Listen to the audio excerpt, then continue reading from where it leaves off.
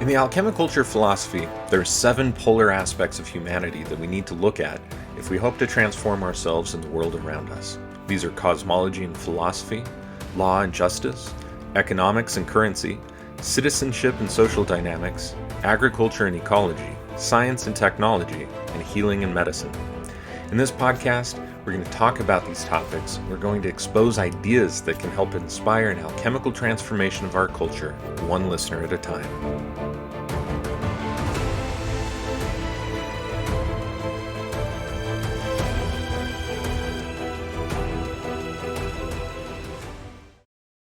Hi there, everybody. Thank you so much for joining us for this episode of the Alchemi-Culture Podcast. I am your host, Phoenix Aurelius, and today I am joined by author, teacher, friend, John Slattery. You guys may have known him from a couple of books that you've probably seen.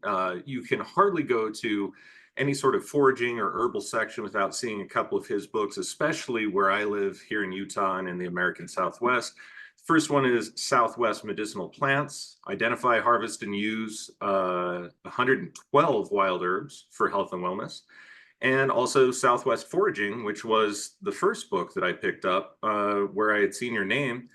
And then I met you at Fire to Fire a couple of years ago. Our kids were getting on, hanging out, and she says, "Hey, go see this guy who makes the tepache over there. That's Fifi's dad." And I said, "Oh, cool. Let me go check this out."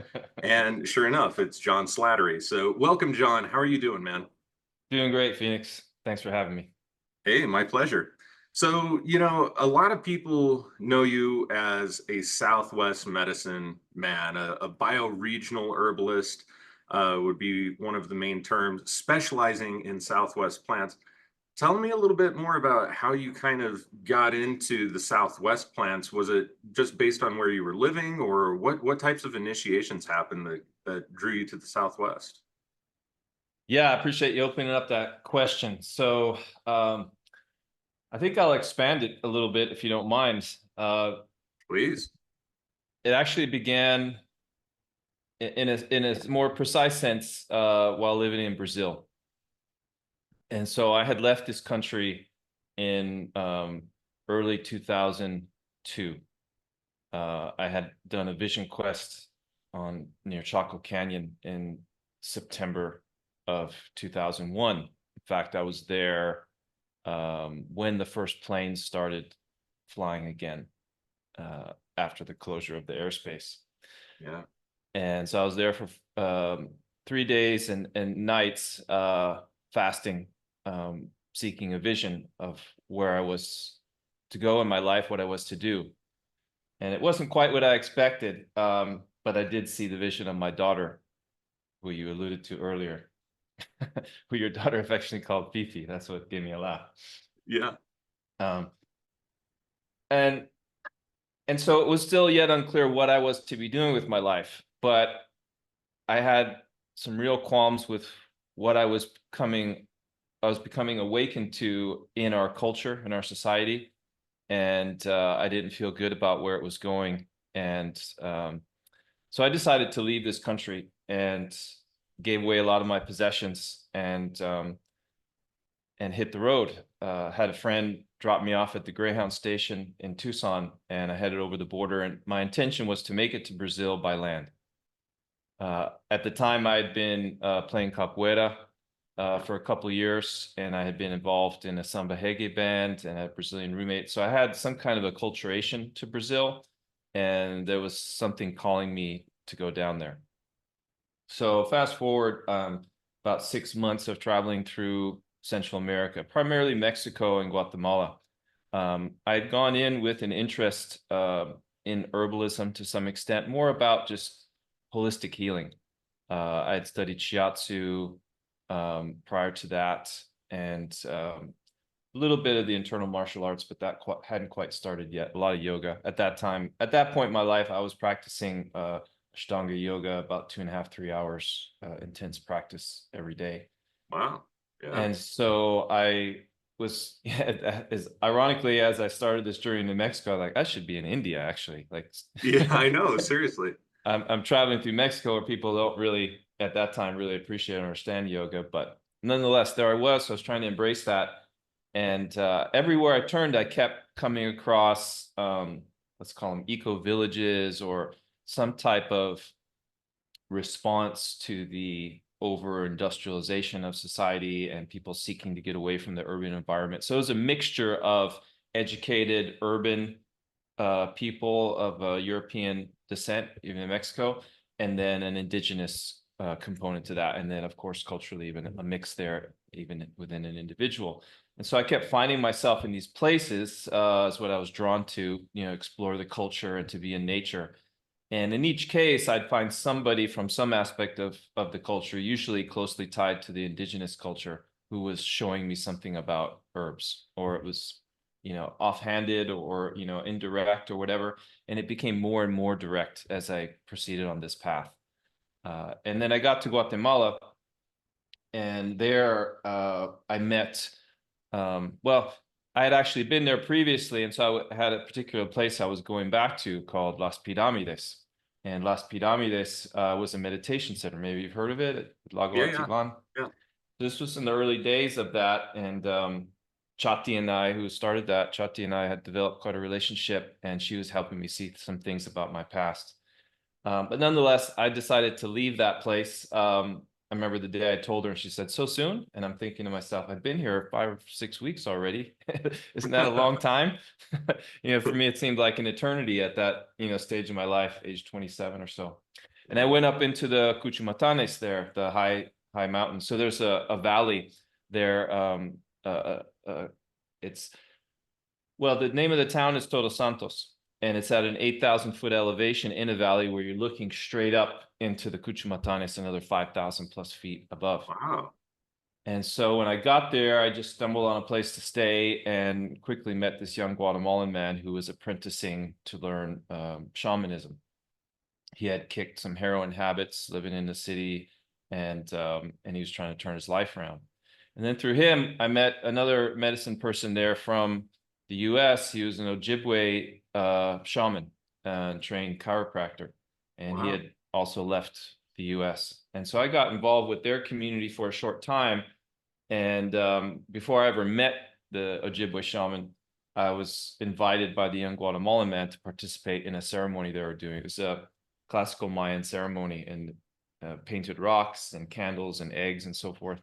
And so I was just observing. I actually didn't get the egg passed over me. The rest of the group did. And they were all, let's call them Westerners, from Israel to Australia and US, so forth. And so, I got this invite, and I'm just observing the eggs going around everybody else. I feel kind of like an outsider because of that. And there's this guy off to the left. If I'm on the west wing, he's to the north. And he's got this red cloth over his head. He's sitting cross-legged on the ground like the rest of us, but I can't see him. And the whole time, from when I got there till the end of the ceremony, he was just covered in that red cloth. And as the young man finishes, with a start, he pulls up out of that cloth and points in my direction and says, "And you." And all of a sudden, like, I felt my body brace, and I was about to run, because all through my youth, I was always getting blamed for something. I was getting in trouble for something. So I figured, like, what did I do? I did something wrong, and they're on to me. I got to get out of here. So that was like the first thought process in my body. Is like, we know each other from distant past, different lifetimes. We're both in Pleiades. Plants. You know how to heal with plants. You don't just know about plants, but you know plants. And all of this stuff is like kind of like forcing its way into my closed mind, and it's kind of breaking me open, thinking this guy's crazy, and then something inside of me is like resonating with it, but I'm still so confused about who I am or how this is even possible. But it's at the same time resonating with me. Even with all this time, nearly 25 years retrospection, I can still see like a lot of constriction and confusion in my mind and heart when that happened. But it definitely like broke something open. And immediately the next day, all the members of his group are asking me questions about herbs. And I'm like, really? I don't know. I don't know much of it. And they keep telling me like, well, no, Bill says, like, So, okay. So he sets me up with a partera, midwife, herbalist in the village. And I learned, in those couple of days there that this is an enclave of healers and shamans and herbalists. And in fact, there's a canyon I had been going to sit in, which is known as just because I felt attracted to it, it was like the Shaman's Canyon, he called it. And I had actually witnessed subsequently some people in ceremony out there while I was sitting up in the pine trees. And so I just stumbled upon this place that high diversity. You go there to the market on the weekend, and there'd be people from low down where they're growing coffee, and then up high where they're tending sheep and growing potatoes at 12,000 feet. And it all come down for the Saturday market. It's this raucous affair with all kinds of stuff. Like you could never learn it all in months and months of being there. And so it was really vital place, all traditional dress, men and women, various languages being spoken. So I really got immersed in this really intensely. And then Doña Juanita, the midwife who Bill brought me to, she accepted me as her student for the time that I was there. And so much of what I've come to appreciate and learn also from the landscape, my work with plants here as a bioregional herbalist, a lot of those foundational principles really came from were born out of those experiences with these indigenous healers. Doña Juanita was, I guess, the closest to being the first in a formal sense. And so from there, I left there pretty quickly, just like I left Lago Atitlan. I didn't have a long-term vision of I'm going to be doing this forever, so let me sink in and apprentice for 2 years. In hindsight, that would have been a wiser thing to do. But I still had so much movement in me. I was running and in some ways trying to face life, but also running away. Sure, and yeah. Eventually made it down to Brazil. And there I was, looking at herb programs on the internet at a friend's house who I just trained with in permaculture. And she was a Brazilian, and she took an American to meet with these indigenous guys that he wanted to do permaculture projects. And he told me, he said, listen, John, you don't need to come with, we'll handle this. I'm like, yeah, no big deal. I wasn't trying to hang on, if you want to do your own thing, that's fine. And so I'm just there, it dawned on me, maybe I should go back and study herbs. It's one of the first times it dawned on me. So I was looking at Michael Moore's school and something else in Silver City at the time. And she comes barging back into the apartment. O João, ele está perguntando para você, talking in Portuguese, telling me, calling my name and saying, hey, John, they're asking for you. And I'm like, what are you talking about? What? Asking for me. She's like, the brother, Tué, ele está perguntando for. She's asking, when they showed up, he said, where's the other one? And they kind of looked at each other like, what do you mean the other one? You didn't even know about anybody else but us. He's like, there's another one with you. Why didn't you bring him here? And then he finally said, go get him and bring him back. So here they are in the north wing of they call it Asa Norte, the Brasilia, the capital city, is laid out like a phoenix. Oh, really? Yeah, and I've actually seen it from an airplane at night. You could see it. You could probably find an image online of that illustrated. The form of it is illustrated by the lights of the city. I happened to be flying over from Rio on my way back, and I just woke up suddenly and looked out, and there I was over Brasilia, and it was all lit up like a phoenix. So they were installed in this rural favela that they called me to, cardboard, pallet shack. And when I arrived, they were sitting around a fire on some stumps, and he was smoking a corncob pipe. And he grabbed my arm, in an embrace like that, and welcomed me to the fire. And then he started praying in his language and blowing smoke on me. And it was a similar type of shock that I had with Bill, the Ojibwe man, but I felt like I was home. There was something about this image that started to key into visions that I actually had when I did that that vision quest, that fast in Chaco Canyon earlier in the year or the previous year. And so turns out they're from the Tapuia Funio tribe in the northeast of Brazil. They're stationed there to be close to the capital. His brother was really involved with all kinds of movements. I spent time there. I'd meet all indigenous people from all over Brazil, Amazon, everywhere. And they had an herb shop. So they take me into the Funai, it's like the BIA of Brazil, into the Funai, and they have this office, and there's all this, boxes and empty shelves and discarded, just disheveled herbs. So I immediately start organizing stuff for them, because that's like my inclination. And as I'm doing that, I'm seeing the names, and I just say the name, and they're like, oh yeah, and they start teaching me about it. So, immediately Toei is encouraging me to become an herbalist. Like, you need to know this stuff. And then subsequently, in the evening, we feast, a humble feast with the family, whatever we could bring home. And then he'd want to train karate with me. So he was always pushing me to wake something up inside of me. It took me by surprise at first, because I thought he was actually wanting to fight me, but then it clicked, like, oh, okay, he's trying to wake something up in me. Yeah. And he wanted to send me off, to go. He's like, I can teach you, and then you take it and you go and you teach other people. Take it elsewhere. So those were some, I know that's, kind of long-winded for your first question, but there's a lot there, and it's not a conventional story. And I even though I started thinking about going to an herb school, all these other experiences happened and really set the stage for how I, in a sense, created my own herb school for myself in nature, despite also having a lot of influences from teachers like Michael Moore, who, took me a few years to go and be in Michael's class, to commit to that, because after visiting, sitting at a table for 6 hours a day and listening to somebody talk about herbs, like, I was out of my skin. Like, I couldn't imagine doing that. So it took me a while to had an experience where it dawned on me, like, yeah, this is what I want to do.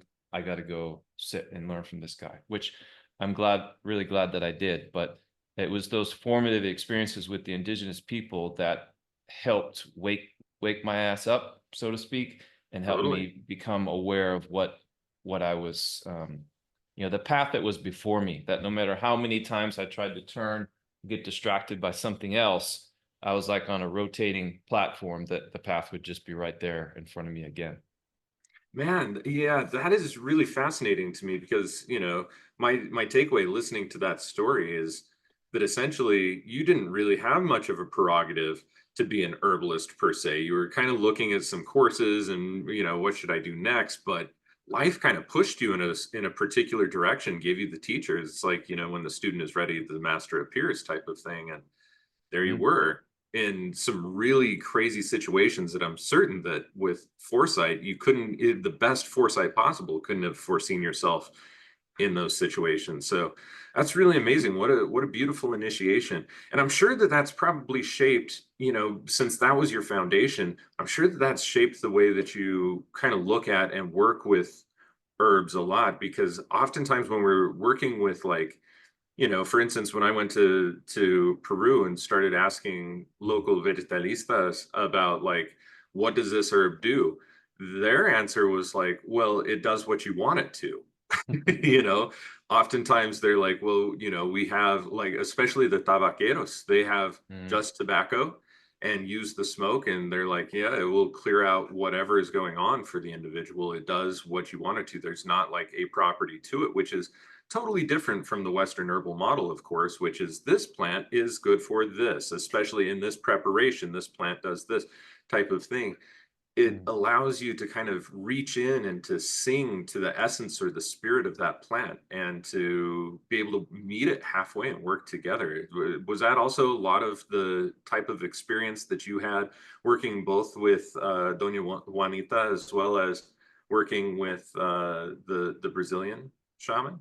I think I was still at such an infant level in terms of the learning, that we hadn't gotten there yet. And if it was implied in some way, or osmotically, if they attempted to osmotically transmit that to me, which I doubt. I don't think I was really available to it. But I'd had some, in fact, I had been coming off of a roommate situation, which one of my roommates, she had been to Peru a couple times, at least, and had done a dieta de tobacco.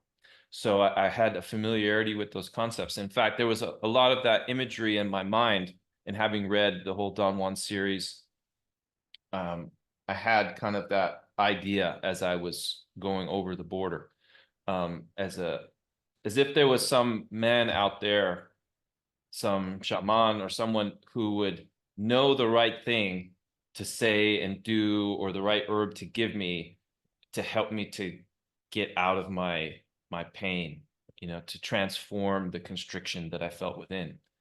So I never, of course, never met that person. I think fortunately, because I never put that faith in another.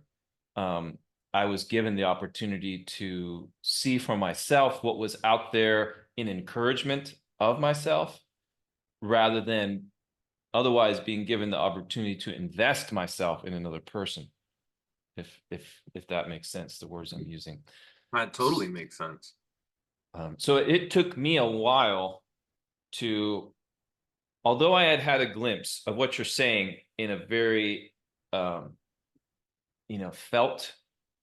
certainly non-verbal, but a deeply visceral sense, in years prior to that, as I was exploring with mushrooms in the mountains in Colorado. And there was something that came to me that opened up that entire world to me. It was a very visceral and visual invitation that, in all honesty, scared the crap out of me.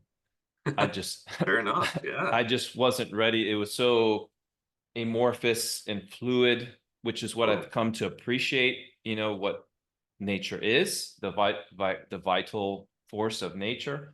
But at that time, it was too destabilizing, I have to admit. And so as much as thought I was willing and able to explore my internal realm, I was given a chance to see like how vast and deep it can be when we work with nature. And I know that I quickly turned it off. Yeah, fair enough. I can understand why too. It's like too much, too fast. I'm still unloading my shit, trying to just regulate my nervous system or whatever the hell else is going on. And I'm not sure that I can receive this level of transmission yet. So yeah, and unfortunately, I don't think I even had the emotional like wherewithal to articulate anywhere near that, because it was something so far out of left field and so unusual to me, with no preparation whatsoever. yeah. But a lot of these experiences in hindsight started to piece together an understanding of that and what had happened. And that was way before I really, well, yeah. So when I left, there were people doing part of the Santo Daime church or whatever, doing ayahuasca sessions. Yeah, that's very popular at that time in the Front Range in Colorado, for example.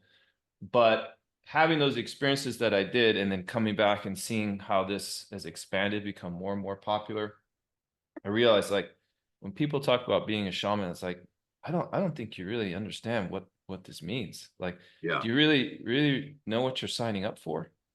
Like, this is going to scare the shit out of you. Yeah, well, and that's the thing to me, realistically, about any sort of psychedelic medicine or spirit medicine, because I've used plants that are not considered to be psychedelic, like rose, for instance, and have had some of the most intense psychedelic revelations utilizing a plant that is completely non-psychedelic. It just depends on how willing you are to really meet the spirit and how deep you can listen, I think, to those types of plants and those experiences. But that being said, for one individual to have an experience and then to try and put it into context and to understand what's going on, that is an enormous amount of astral energy that goes into that. I mean, the astral circuits get blown wide the hell open. They end up, like being on level 10 or 11 out of 10, for quite some time in order to develop those states of perception. The recovery and the integration from all of that is a lot. To be able to hold space, though, for many other people doing that, and to be able to engage in the medicine and create a container that can be learned from and explored consciously, not just everybody's having a trip in the same room and we play some gongs and music. That's a whole different thing.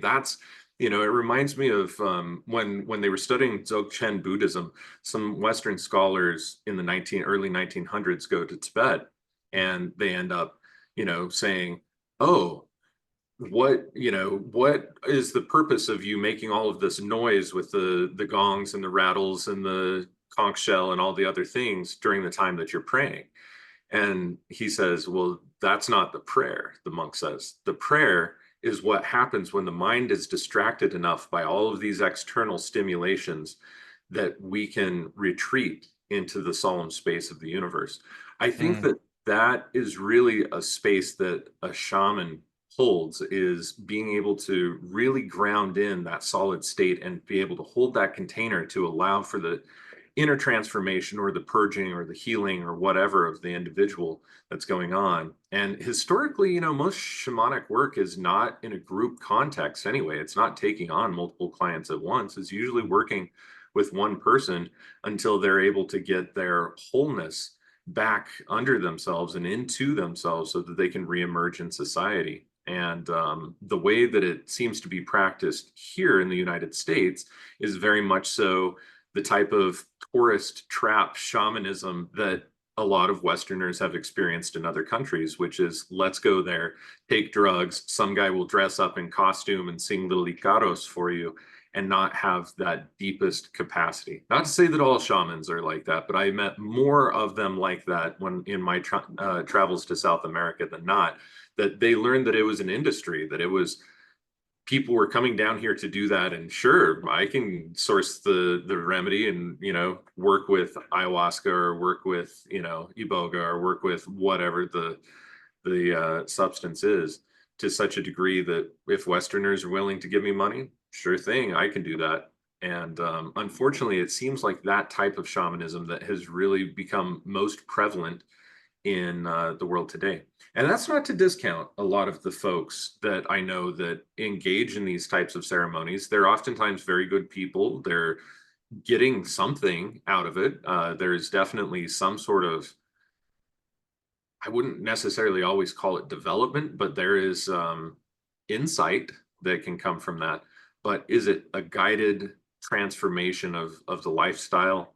I don't know. I think you'd have to judge that, I guess, on a case by case basis. But by and large, I get the sense that no, probably not. So. Yeah, it's hard to pass judgment. Well, I shouldn't say it's easy to pass judgment, but it's probably not. To be honest, it's not maybe not appropriate. But I have felt for myself that my experiences kept me separate from this movement, and in so doing, I actually, refrained a lot of what I just, laid out in my story. I think some doors were certainly opened for me by the use of mushrooms. And then I took the initiative to cultivate them for myself, and created my own sort of program on how I was doing it before there was ever such a thing as microdosing that I had heard of. I was doing that kind of thing in my life, 25 years ago. And it really started to blow things open and caused me to see the world in a different way. And that set one foot in front of the other to put myself in these situations where, I was exposed to things that I never could have imagined. But undoubtedly, yeah. Coming back out of that and being so, blown open in some regards and destabilized in the world that I had, from the world that I'd grown up in, and what I thought myself to be, or what I could be, there was a lot of integration, a lot of time. I needed a lot of time to spend reintegrating, and just being present in nature was more than sufficient. more than sufficient, what I came to realize for myself.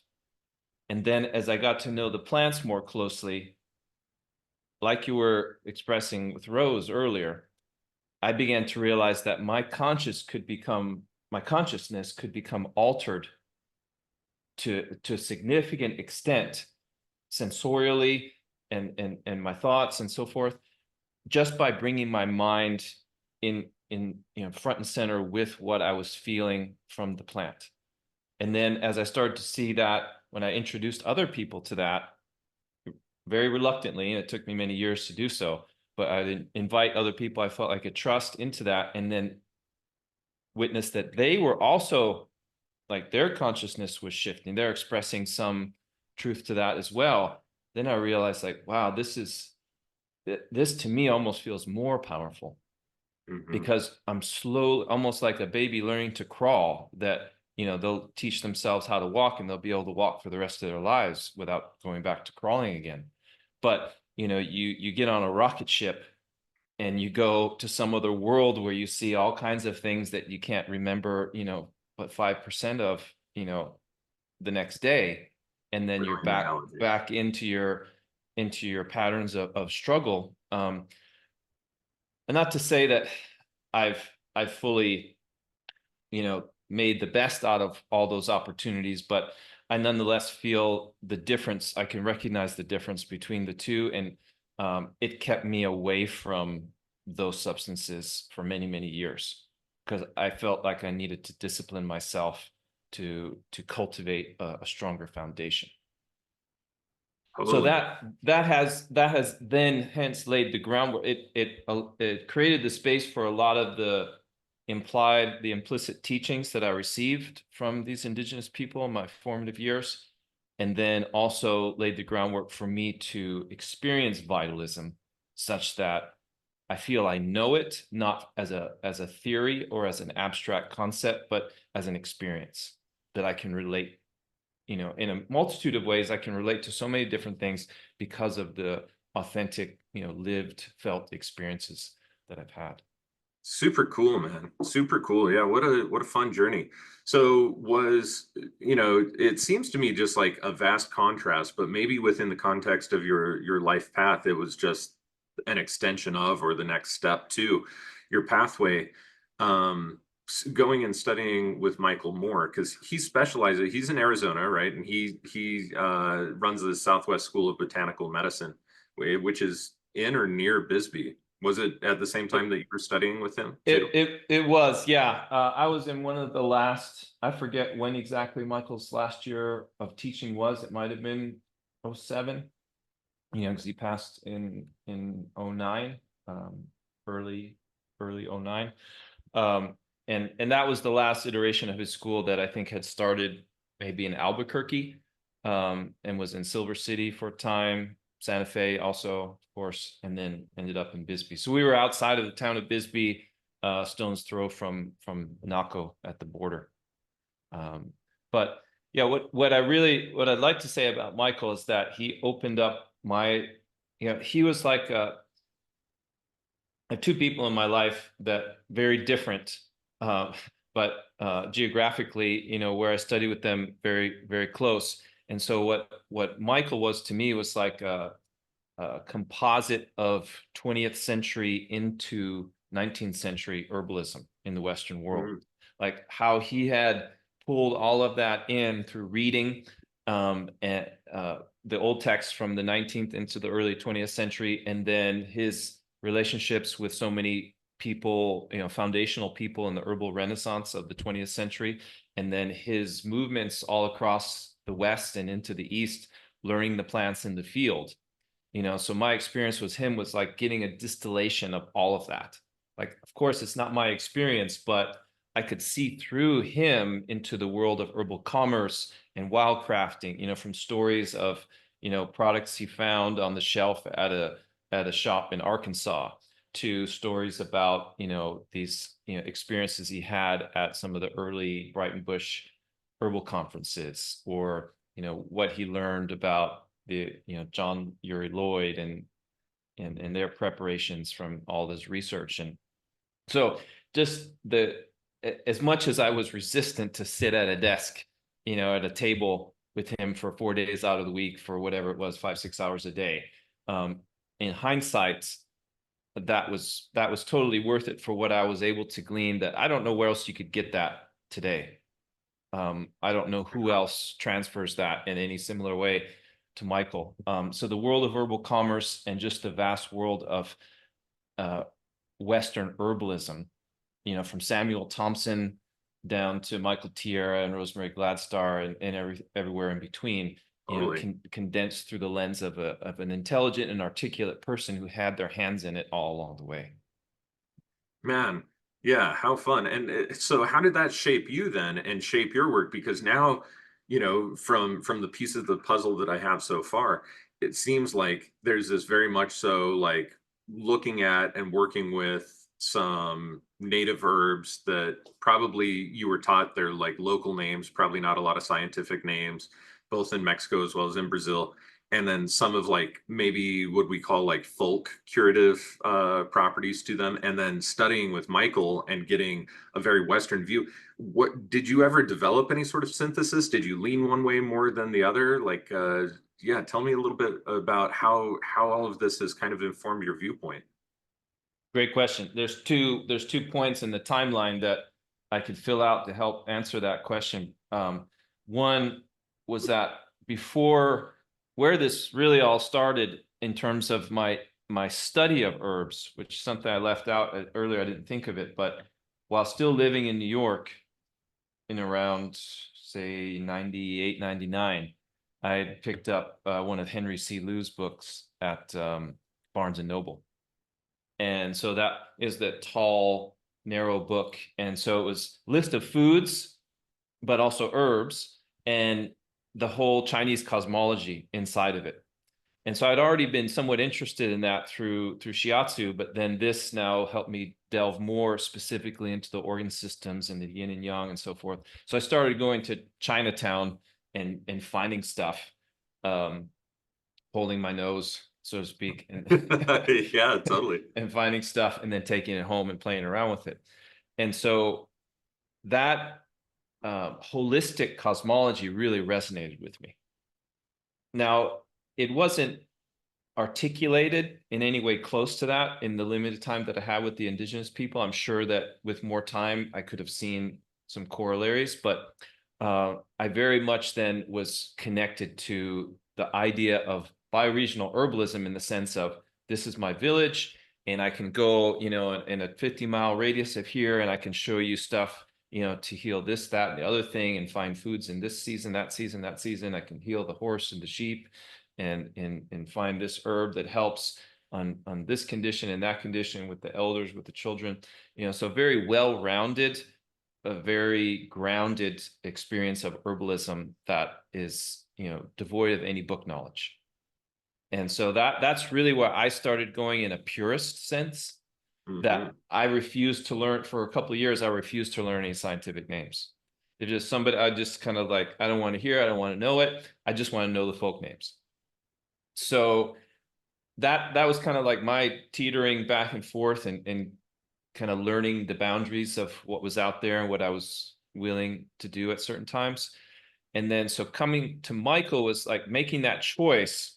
I remember a conscious choice after spending some time in Chiapas in, forget if that was 98 or 99. I spent some time in a Zapatista community. Nice. And I had learned from some, were they Capchiquel? No, Tzotzil. There are Tzotzil and Celtal tribesmen who are herbalists. And I remember going on walks with them and seeing what they had and then talking about the uses. They had some very basic plant pressings and such. And I saw some scientific names. And then I remember, having sat in on Michael's class and of course reading his books that I was using on my own in the field and just seeing the juxtaposition here, the difference, and then witnessing myself. And another key moment, and one of the reasons why I didn't actually finish the whole story there, but why I decided, one of the reasons behind my decision to come back here, because I left this country and I honestly wasn't coming back, I met a friend at one of these permaculture courses, and he had studied ethnobotany up in Durango with Enrique Samon, a Tarahumara man. His name's Neil Logan, my friend. And Neil is a mycologist, an ethnobotanist, a real entheogenic expert Totally. and pioneer. So he exposed me to some fascinating things, both intellectually and experientially, when we were down in Brazil together in the forest, and some formative experiences came together for me there. But I witnessed him as an educated, or knew phytochemistry and knew all the taxonomy and everything. It was very articulate and all that. And I was coming out of the forest, so to speak, of having spent all this time with the indigenous people.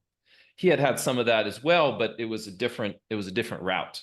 I was like tattered rags and dirt all over my body, and like really had been living the rough life. And so I saw this juxtaposition, and I also started to realize like what I'm capable of. Like, it's not like I don't have a background where I can understand this stuff. It's relatively easy for me if I choose to do it.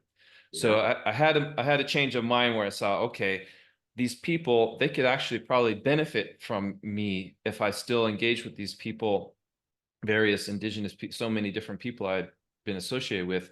But if I had that knowledge, maybe there's something I could do to help them, to help organize their knowledge or help get it out there. This was a time before like the concept of traditional ecological knowledge. And, I could see that phenomenon, that trend occurring, from that point forward, where, educated people were sympathetically and empathetically working with indigenous people to help organize their knowledge and possibly protect it while honoring what they had. So I saw myself in somewhat of that role, where I realized that if I can just take this step forward, get out of my, current comfort zone of being just a folk herbalist and not wanting to learn any of this stuff as a purist mindset, but let myself go there, that actually it's not just about me, but then I can better serve other people this way. So that was a big motivating factor for me to make that choice and go to Michael's school. And then I since, developed relationships with herbalists in Sonora years later. I can go to that later, but yeah, that was a big part of me choosing to go to Michael's school and doing my best to embrace that. Cool. Super cool. So yeah, dive into the Sonoran thing then. So yeah. So the Sonoran after desert is very inhospitable place. Most people would not think of let me go and harvest herbs in the Sonoran desert, but you did. What led you there? Yeah, so the part of the story that I didn't finish very briefly in Brazil is I had woken up 4 days in a row while still living in Brasilia. And as I was coming out of the haze of sleep, I had Tucson echoing in my mind. And I'd had dreams and visions of friends that I'd made here and things, but that was something I could easily shake off. But there was 4 days in a row and Tucson was blaring in my head. And then one day I'd been to some kind of ceremony at some place with a friend of mine. We didn't ingest anything, just a ceremony. And I walked out to view the sunset, and I just knew at that moment I needed to leave. And so I left my friend Taway without telling him. He was on a trip traveling. He would go and dance and bring his culture and some herbs to different places and leave his family behind. And in that time frame, I left. So that's something that still weighs heavy on my heart, that I wasn't able to say goodbye to them, or I haven't been back yet. But that was my point of departure, and I decided to come back and embrace this. And it was very difficult to really grasp why I did it for a little while. It took me a year and a half to come to Michael's school. But after that, then I had what I started to deal with is I would go out in nature. I'd just be rattling off all the scientific names. And so I had kind of this vice on my head now that I was, I'd put myself up to the challenge and I'd learned all this stuff, but now I needed to learn how to kind of soften that. Sure, you have to temper it, not always be in the names, the categorizations, the families, the botany aspect of it, right? Yeah, I went from kind of swung from one end to the other. So I had to, like you say, temper it and come back in. And as I started to do that, one of the things I was doing was going out into the landscape and just going over the border really and just looking around. And if I met somebody, great. If I didn't, no big deal. But I started just knocking on doors and taking invitations, whatever invitations came my way. And I'd actually been told about a young woman who, ironically, I never ended up meeting, but she had a seizure disorder. And at the time, I was practicing craniosacral therapy, and I offered, and she was staying at an orphanage in Sonora, a couple hours south of here. So I offered to go visit and maybe do some work on her if she was open to it. And I went to the orphanage and looked around for her, and she wasn't there.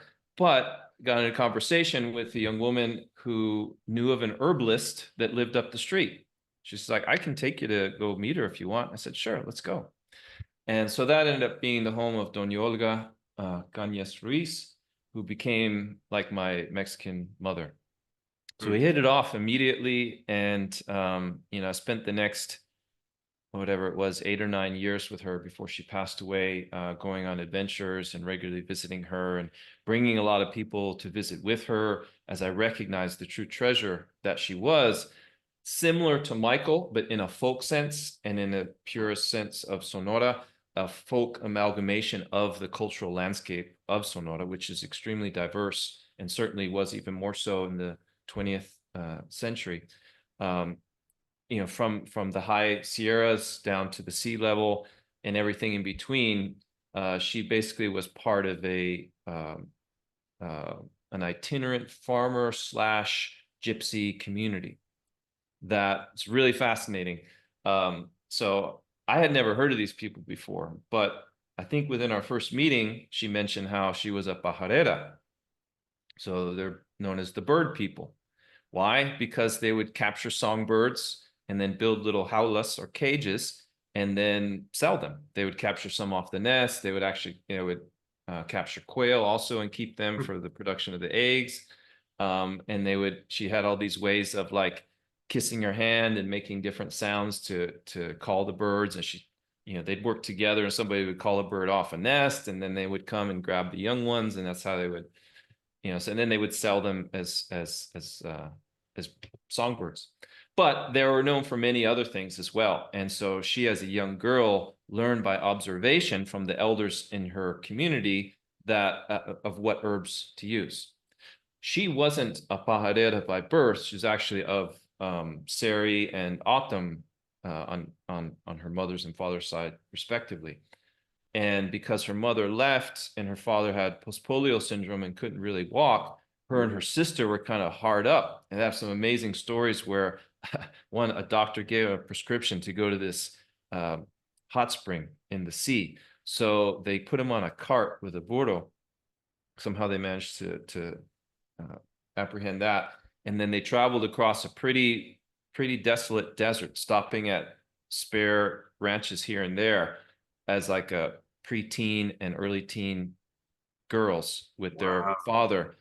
And they go and they find this, what's now more of a town, but at that time there was just one guy, a Seri man, keeping post on this plot of land that a businessman had purchased. And they inquired about the hot spring. So I've yet to find this place, or the spring, but there's a hot spring that would emerge in the low tide. And so the doctor recommended this guy go to the hot spring to help his musculoskeletal system and soften him up and get him to walk again, which did help for a short period of time, but eventually, he got back in. But they watched this guy, as the tide went out, started digging in the sand, and sure enough, there was hot water coming up, and he created a pool for her father to be in. And another thing that's even more fascinating is that she said they started getting thirsty, and he said, let's go get some water. And they get on his little panga, his boat, and they go off into the sea. He's like looking around, and it's like, yeah, you can like see the current. He reaches his hand down, he's like, tells them, have a drink. And they're like, no, I'm not drinking that. Seawater, yeah. And he does it again. It's like, no, it's dulce. Telling it's sweet water. And so there was an underground spring coming up so abundantly that it's pure drinking water. So he dips his bucket in, takes that out, and passes it to them, and they reluctantly take a drink, and to their amazement, they've got sweet water coming out of the sea. So amazing stories she has from so many adventures she had been on, but she really gave me a digested version of nearly century long history of, you know, her people's experiences and her knowledge of herbs that she gathered from multiple tribes and multiple land bioregions and ecozones all over the state. As her people, the pajareros, as they became a part of them, they decided to travel with them. They would go around to all these fiestas, and so that all these, you know, strings of villages in throughout the mountains or in river valleys, they would have their missions associated with particular saints. And so on their feast time, they would have, you know, multi-day festivals. And so the pajareros would come in, camp out, they'd bring their wares, sell stuff, have games, you know, set up like little games, like shoot a little rifle and knock something off, win a prize, you know, so that's how they made their money. And they would go gleaning behind the harvest season and pick up what was left behind, maybe even work on the farm, and then take their wares and then off to the next place. So what was really interesting, when I was getting around to saying, is that she said at one point later on in the years that we knew each other, she said, as I tried to ask her more about Los Pajareros, because nobody really knows who they are, where they came from. There's actually a book that she showed me where she's featured in it, written by a man who lived in a town south of her called Magdalena. It's called ¿Quiénes son los pajareros? Who are the pajareros? Like, puts the question out there, but doesn't answer it. Nobody really knows.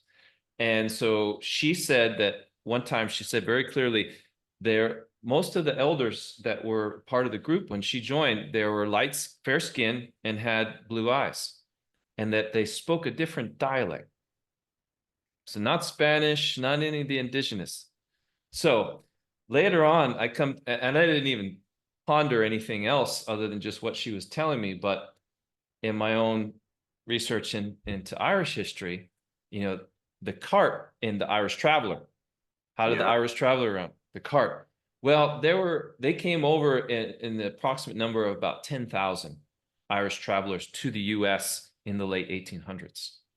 And that correlates with the time frame when she said, you know, the age the elders that would have been part of her community, the oldest ones probably would have been born in the maybe 1870s, 1880s.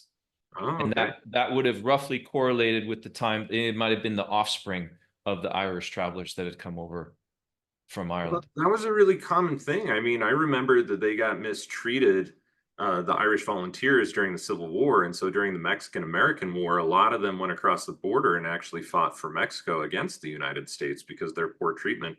Do you suspect like any of that, because it was in that Mexican kind of territory, right, of Arizona and northern Mexico?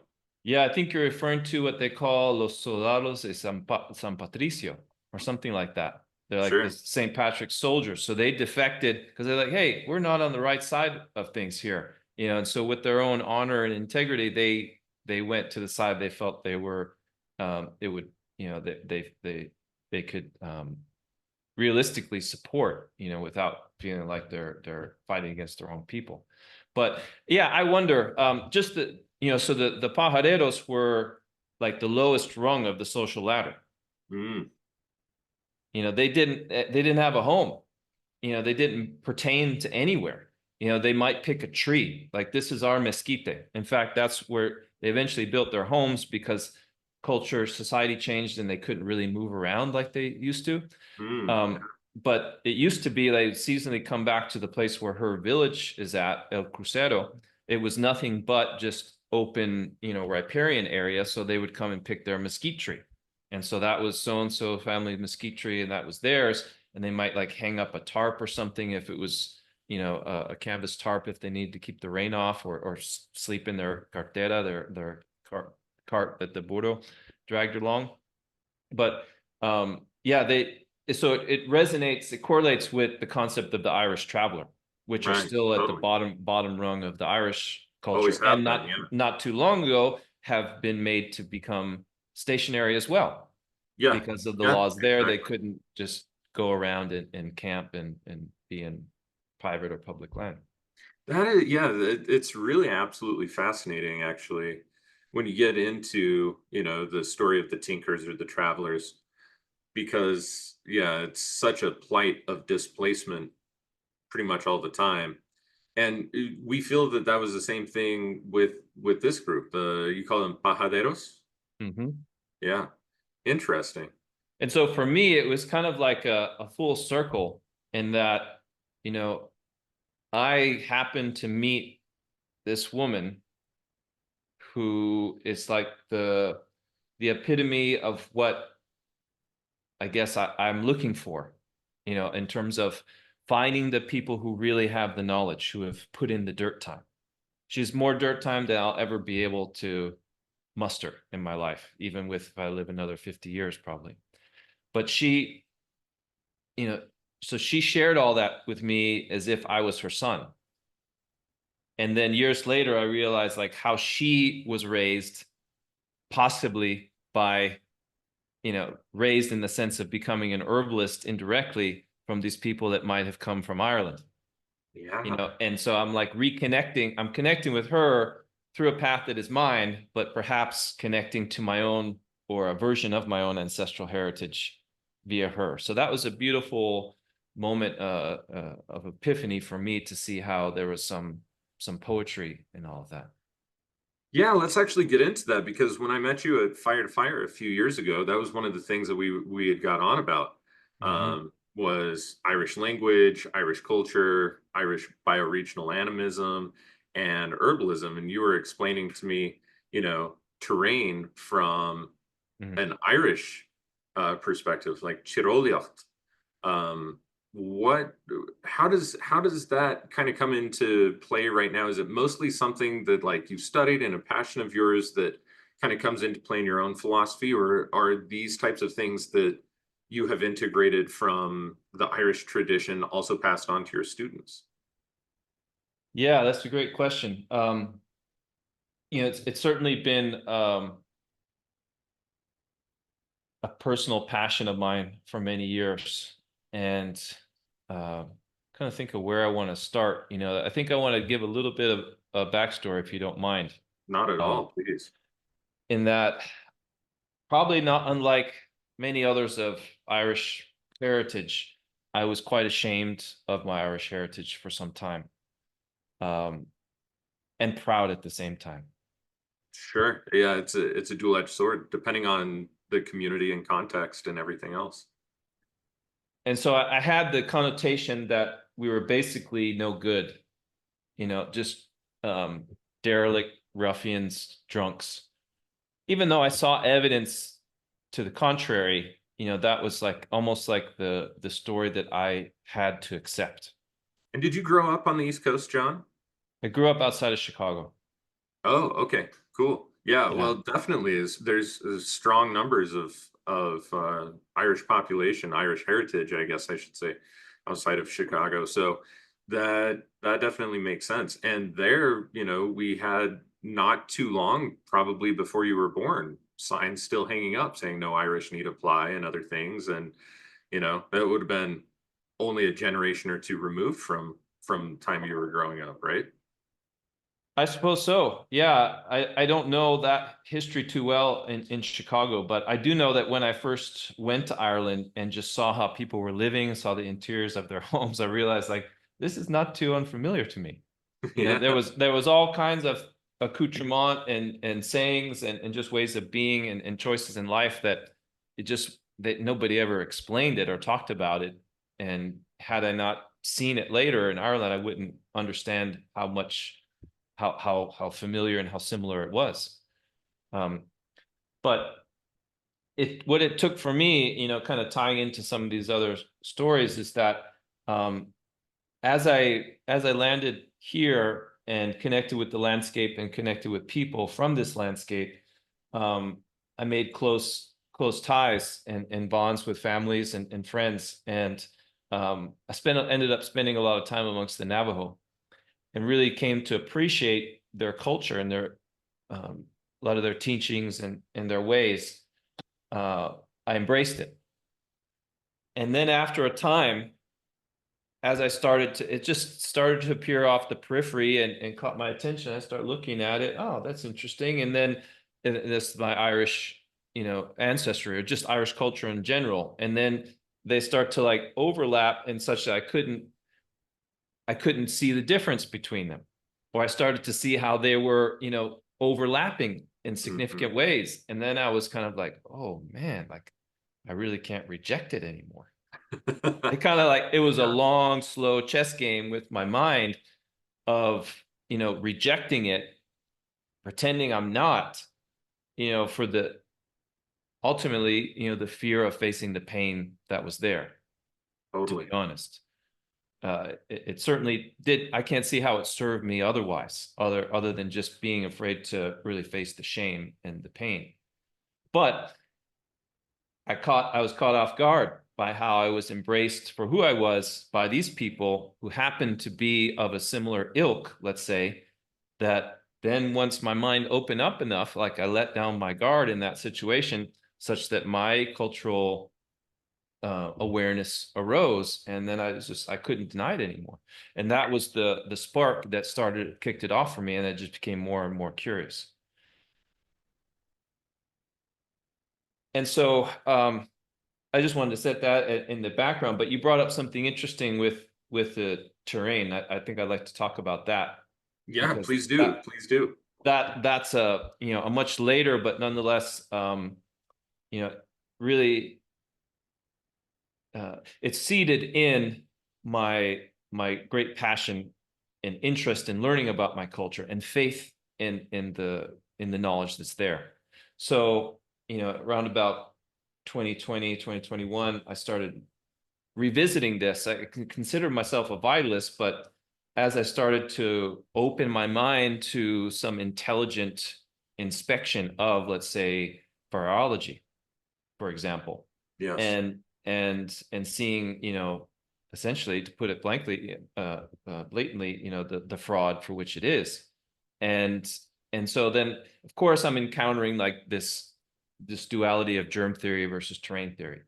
So I think a lot of us went through it at that same time, because there was a large global impetus for us to take a look at these things. Just, yeah, brought it front and center. Yeah. So one of my first, because of where my mind was at the time, in my embracing of the Irish culture and just like the language, so much thinking about the language, it's one of my regrets that I haven't spent as much time and effort studying it as I'd been inspired to do. But nonetheless, I said, let's look at the word terrain first. Where does that come from? Does it have any, what's it mean in Irish? And so what I found is that it's actually a two-part word, that tír, as you alluded to earlier, basically land, earth, and then rain. You put those two together, tírean. And so it roughly refers to, you might see it, somebody utilize it to translate directly terrain, but to me, it's way more complex than that.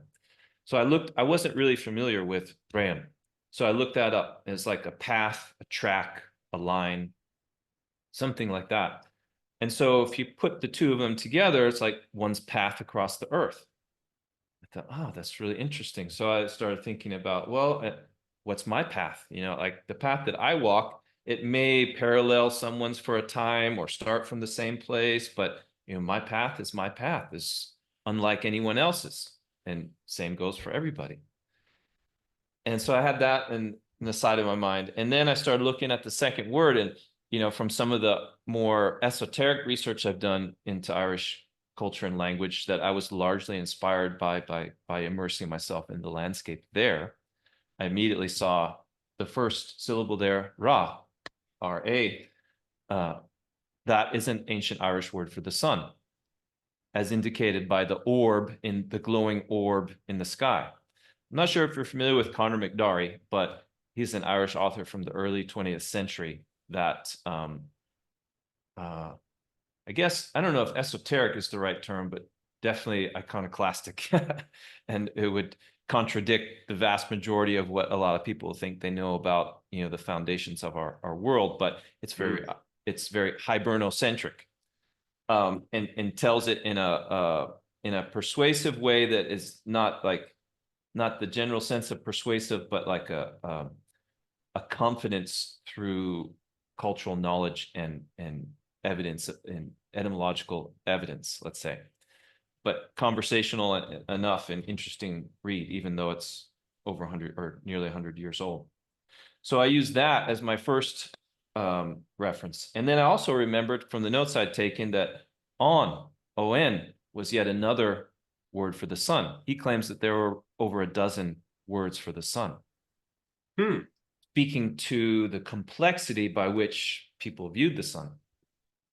I could go into that a lot more, but basically because I don't say this very often because I feel it's like such a whopper to just drop.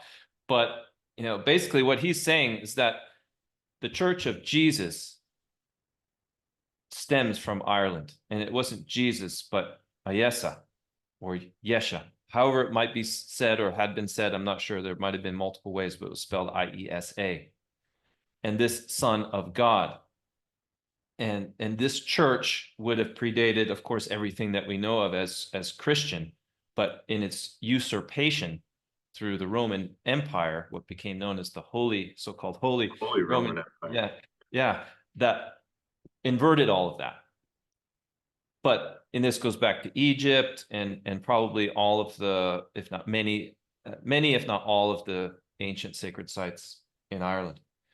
And so as I felt into that more clearly and had some insights, haven't shared this many places, but my ancestors have occasionally spoken to me through the oak as I've opened up that doorway with them in Ireland. And it was one from several generations ago that spoke to me and helped me understand as the rays of the sun coming down, like the electromagnetic energetic properties of the sun and how they relate to my blood and what's in my body that has been passed to me by my ancestors. It requires me to go out onto the earth to walk this path with courage and initiative. And upon doing so, the rays of the sun will then begin to activate what's been left for me by my ancestors. It's almost like within a trust, like the child or the beneficiary has to perform some action to receive the benefits of the trust. So it's a trust action by our ancestors energetically stored within our being that is, has the ultimate trustee there to oversee it for us, the sun. And so that's the on. So the Rayon, our path, Rayon, walking beneath the orb to receive these rays. So Tir Rayon is, how do we augment and not just improve, but maintain and perhaps improve the integrity of the organism is by being in authenticity on our own path on the earth, walking beneath the rays of the sun, such that we receive the inheritance of our ancestors. So after I spent a little time with that, it's like, I don't even really need to look at germ theory. Exactly. That's old news now.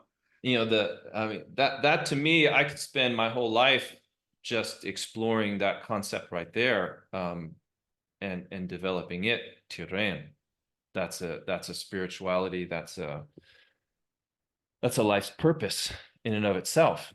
And all I had to see was that, germ. Okay, what does germ mean? Well, of course, germ, they just another inversion. Yeah, germ is the seed of life. It's that the male to germinate, seed, to grow, to sprout. Germ of thought. Yeah. And germinate seed. And inverted that into something that is pathogenic. Yeah, that has a destructive intent or has a malicious intent, or it's more of a revealing, I think, of the intent on on the sculptures of the framework. But so that having that insight into that initiative, I guess, to query into that word, opened up huge amounts for me and helped tap into, and I could relate to that in my own experience. It wasn't like something like, oh, that'd be cool to do. I just saw a reflection to some extent of what I had been doing. And it just put it into a light that made me feel like, wow, I haven't been as lost as I thought, or I wasn't as alone as I thought, or things were happening to me that I wasn't directly aware of or perceiving, but now I'm standing in a position where it's like the light is shining on all of it so that I can see it in its whole. Man, yeah, that's really cool. Yeah, I had forgotten the word that you had actually used. I was thinking it was either chiroliocht or chiroch. A chiroch is like what we use for like a landscape. And I was thinking, oh, Mm. but terrain, literally, you're saying terrain.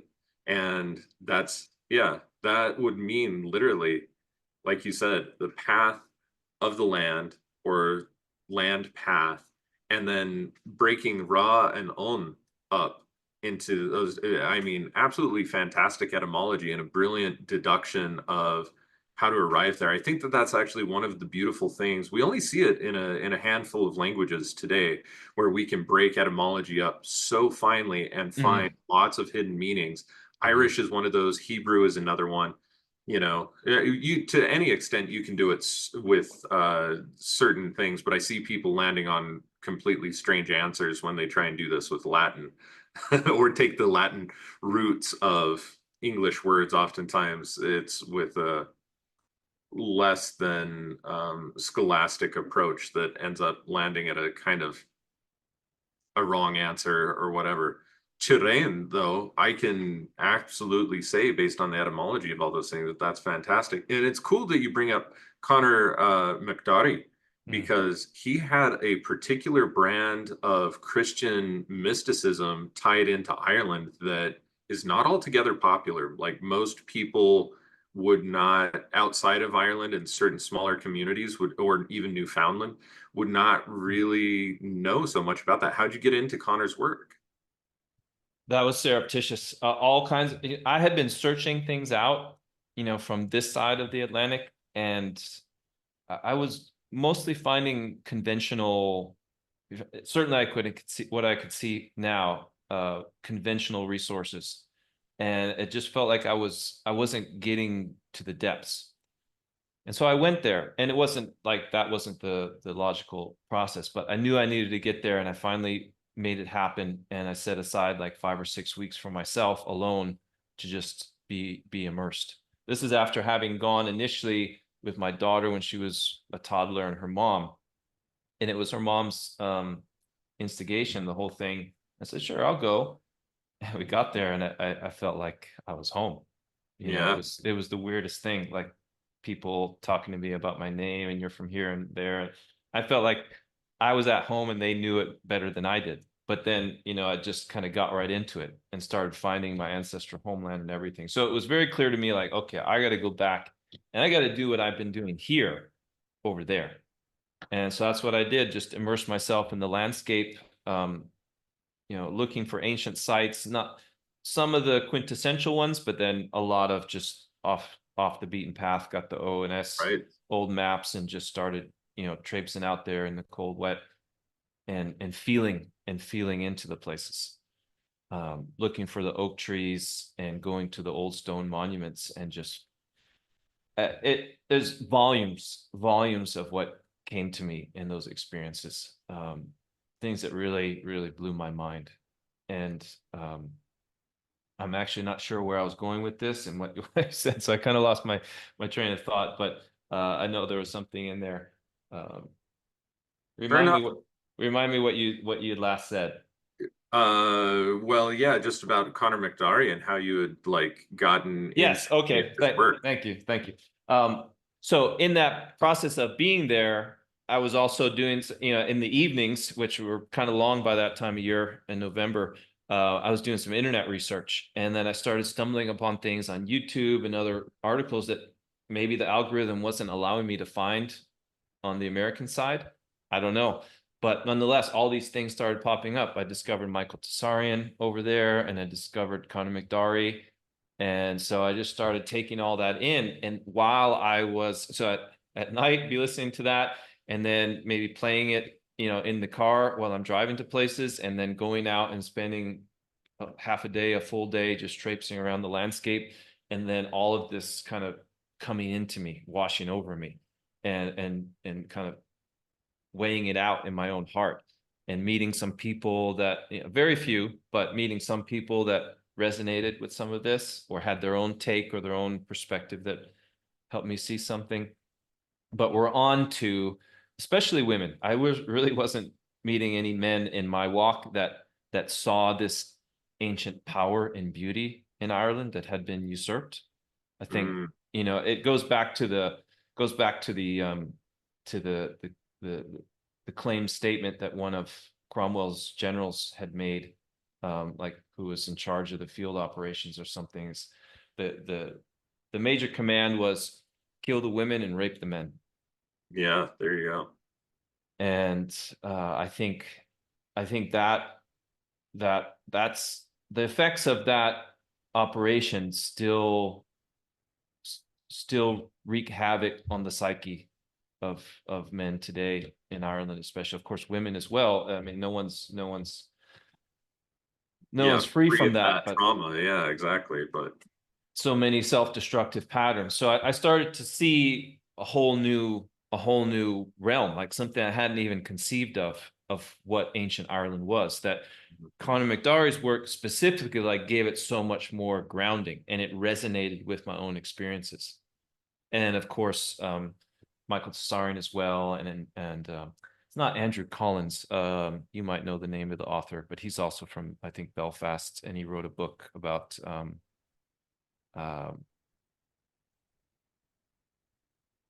shoot, maybe it'll come to me, but he talks about the Battle of the Boyne a lot, and how that was a ritualistic affair. And he claims, one of his claims, not so sure about, but the pillars in Northern Ireland, those stone pillars, that those are the actual pillars of Hercules. Interesting. I have to find the name of the book again and send it to you. But it's a lot of Atlantis association there. Sure. And I've read other books, and so that could be the Tir na Nog. Right. Yeah, exactly. Or I think other is like off the west coast of Ireland, certain people throughout the ages have said that they've seen a partially submersible continent type of thing that they call Hy Brasil. Hy Brasil. Yeah, that's right. Yeah. Supposedly where Brazil got its name, in fact. Yeah. Interestingly enough. And there's a name. Yeah, that was a family name in Ireland. It's not very common anymore, but yeah, it's got the BR prefix. So that's associated with Brie or Bridget, Bridge. Yeah, possibly also I've heard it being associated with the lawmakers of Brehon law.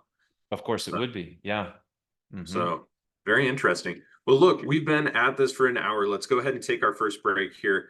When we come back, I want to talk to you a little bit more about Vitalist herbalism, what vitalism in general means to you, and talk about some upcoming courses that you have. So go ahead and stay tuned. We'll be back here in just a few moments.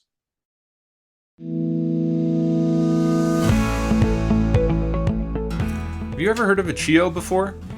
Chios are some of the most affordable IDF instruments, and they require virtually no training to use. We have 5 different Chio instruments available on our website, each with varying price points ranging from only $195 for the car and computer balancers to $695 for the remote balancers. Now, all of the Chios work by inserting a Chio or Phoenix Aurelius branded IDF hologram card, and the instrument will broadcast all of the tuning saved on that hologram to your environment. Utilizing Chios in your life is a game changer, and you're going to see how easily you can positively impact your energetic, emotional, mental, and physical well-being. Use the link in the description below to see our Chio instruments and to learn more about how they can help you achieve multidimensional wellness. Let's get back to this episode. All right, everybody, thank you so much. We're back from our break. Again, I'm your host, Phoenix Aurelius. And today we're talking with John Slattery. Right before the break, we were actually talking a lot about, for the entire first hour or so, we were talking about John's background, which I really had no idea about. During the break, even, we were talking, and I said, yeah, I don't know, have many other folks asked you about this? Because it seems really cool and like raw data that we're getting here, not necessarily something that's been well rehearsed or like a story that has been recited many times. So I feel really honored and privileged to be able to eke some of these details out of you, John. It's a really fascinating pathway. I mean, so far, if I had to recapitulate, we have life essentially leading you to travel, going to Mexico, going to Brazil, unexpectedly leaving Brazil and coming back to the United States, studying with Thomas More, or sorry, Michael Moore, rather, not Thomas More. Studying with Michael Moore, studying with Doña Olga. yeah, say that, Doña Olga. Mm-hmm. Okay, there you go. And then also having some like life experiences that are drawing you back into concepts of your Irish ancestry and other things like this. Very cool, very fun, very eclectic pathway, actually. And, you know, I asked a question that I'm not sure ever got directly answered right before we left to the break was, how does this Irish stuff manifest in your teachings, or does it manifest in your teachings, or is this still kind of things that are playing out just inside of your own realm, inside of your own work? That's a great question. And you know, you mentioned we met at Fire to Fire, and so there's a that's a type of event for people who aren't familiar, so-called skills gatherings. And there's another one that I've been going to and teaching at for the last 6-7 years called Winter Count, and that's a place where I've kind of showcased this aspect of my work, whether it's talks of oaks and acorns as I relate it to Druidic culture, or whatever you want to call it, and then doing acorn work, also the Om and Irish cosmology, you know, and then layering in some of these historical narratives, as we touched on the last section, whether it's, you know, the Roman Empire and Church of Ayesa and Atlantis and all this. You know, those are all been deep interests of mine from looking at ancient cultures and then my own history, my own ancestral heritage. So it's not the easiest thing to really fit into discussion of bioregional herbalism, although I have personal experiences with connecting with my ancestors through this landscape. So that is one way where I highlight the potency, because I when I started bringing those classes to Winter Count, I just saw people's eyes light up, you know, what they felt they were looking for or needed, but didn't really see anywhere. So that was really inspiring to me. And frankly, I should have pursued this a lot more in trying to bring this to more people. But nonetheless, it's simply I think, connecting with people's hearts in where they're at, whether they're of Irish ancestry or not. I feel I can relate to people by sharing my story, and especially in how I was able to more deeply connect with my ancestral heritage from the other side of the Atlantic by connecting deeply with the landscape here. And I don't mean that in a even like metaphor, like some very direct ways where I had some resolution of family trauma and all sorts of things, from the more arcane to the more concrete. But in terms of me integrating that into, I think it's become part of that whole terrain concept, or terrain concept has wedged its way into my approach to vitalist herbalism, bioregional herbalism. So I integrate that as a foundational premise for how I approach. It's like the origin, the foundation of the spirit and the anima, the anam, really, that's in the vitalist herbalism from my own experience, and then contextually from my own ancestral heritage. So hopefully I could just hope that inspires my students in some way to discover that for themselves, because I really don't want to impart this on them or say this is the way. I'm very reticent to do anything like that, or to lay out a framework of this is the approach to connect with I try to leave it more loose and open form and help people find their own way, because I don't want to be responsible for that, or think that I am responsible for that, for that matter. Yeah, totally. But I feel the most potent thing I can do is share my own story. Cool. Well, yeah, it's definitely impacted me. So I think that's really great. So speaking of which, we just mentioned Onum, which is for those who don't speak any Irish. Onum means soul, and So you were tying that just now into the concept of vitality and the vitalist tradition. I've noticed that, if we go back to the herbal eclectics, vitalism was kind of one of the more guiding and important principles. Are you talking about that same force of vitalism that the eclectics would have talked about, or do you have your own capitulation of it, your own ideas, your own kennings and understandings, or perhaps a combination of both? Yeah, I think it's great. That's a great question. Insightful question. I think there's a likelihood that it is a combination of both, and we could probably have you could probably enlighten me or each other with a deeper discussion of what that meant to the eclectics. Because I can't say that I know for sure all aspects of it, but it definitely there's a seed of that influences my own experience, but my own thoughts on it. But certainly my own experience imbues my perspective on vitalist herbalism or vitalism in general. And I would So, think that that's through my own anam yeah, that yeah, exactly. I can tap into that.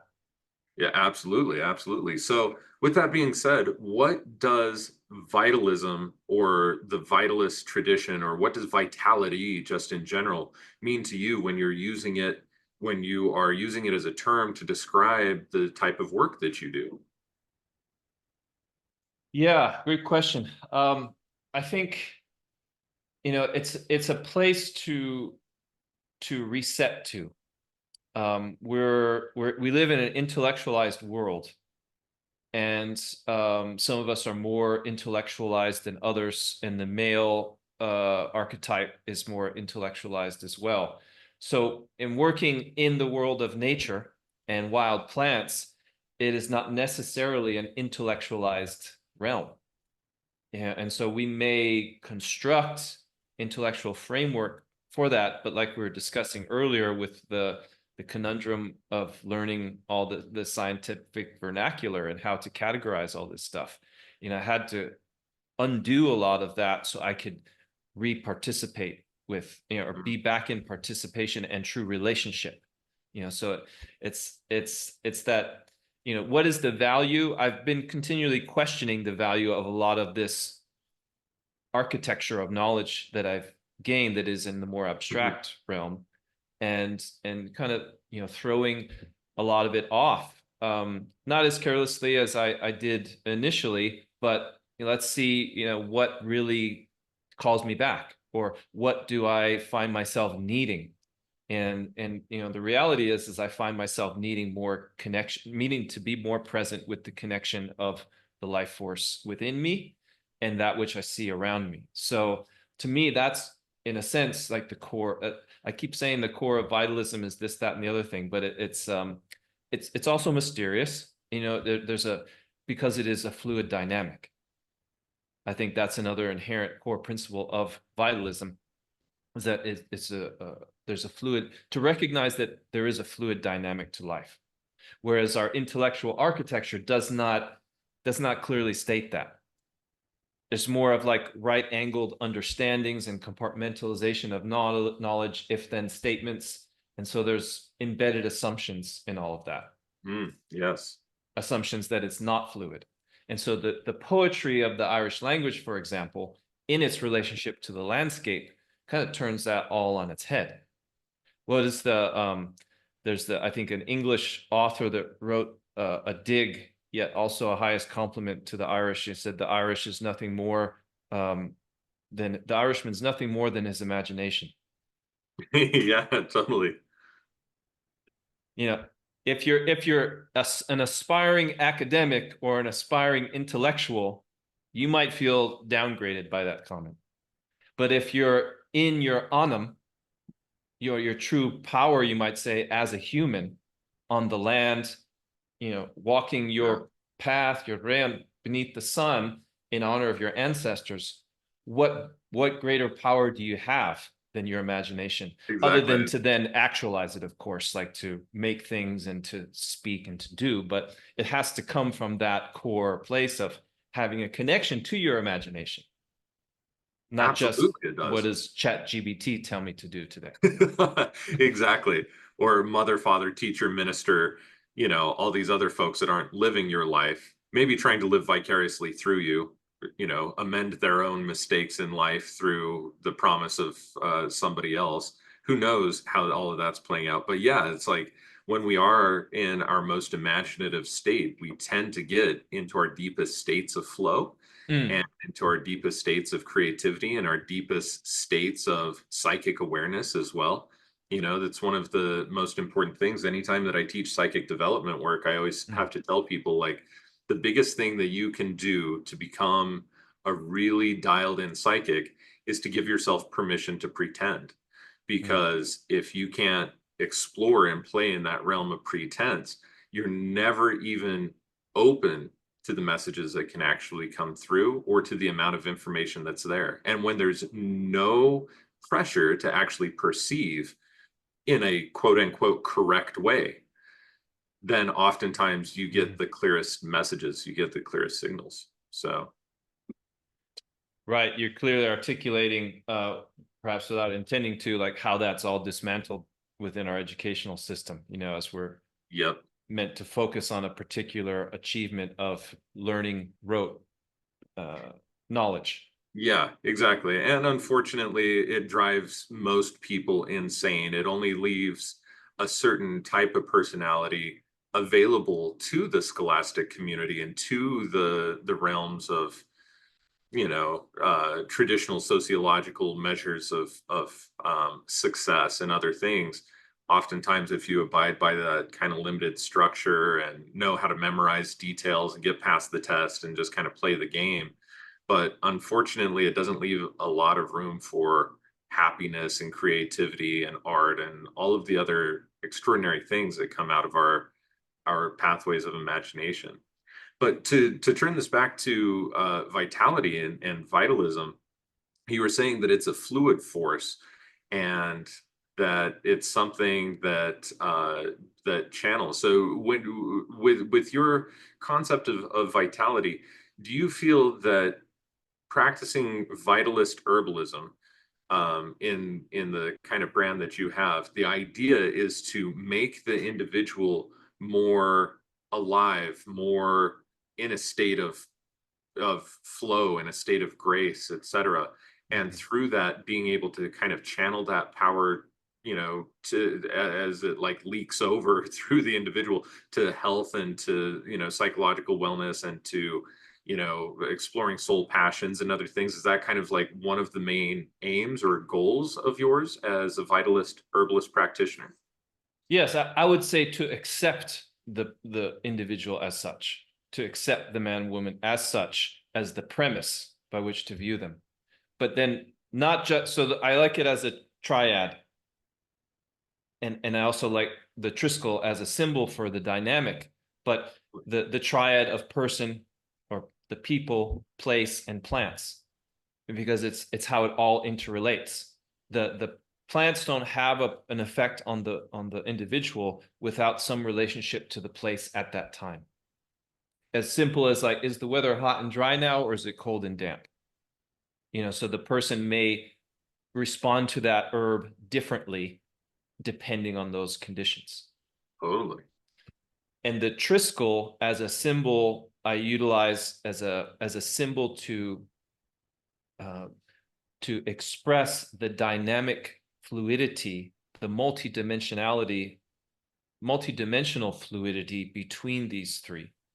And you could look at the individual solely as how the herb, when the individual connects with the herb, whether through heart-centered meditation or ingesting the herb, to see all the ways that it can act on the person.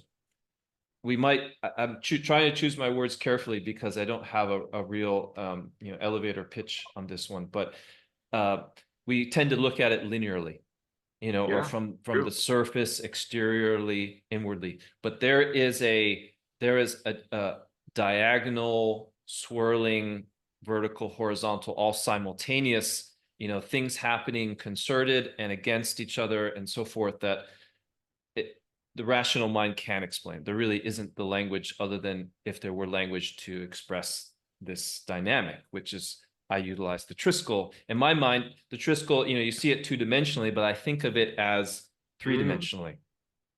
And through the where it's like we are the Triskel in a sense, or the dynamic exchange or interrelation between the plants and ourselves, and then also on the land, because if we're walking on the land, now that's what's the terrain, so now we're activating what's alive within us that's been given to us by our ancestors. And if we bring our minds to it and we take the herbs reflect back to us authentically who we are. And so if we become disconnected from that, i.e. the origin of disease, now we can find our way back to it through the reflections of the plants by their nature. I refer to it as the plant's nature.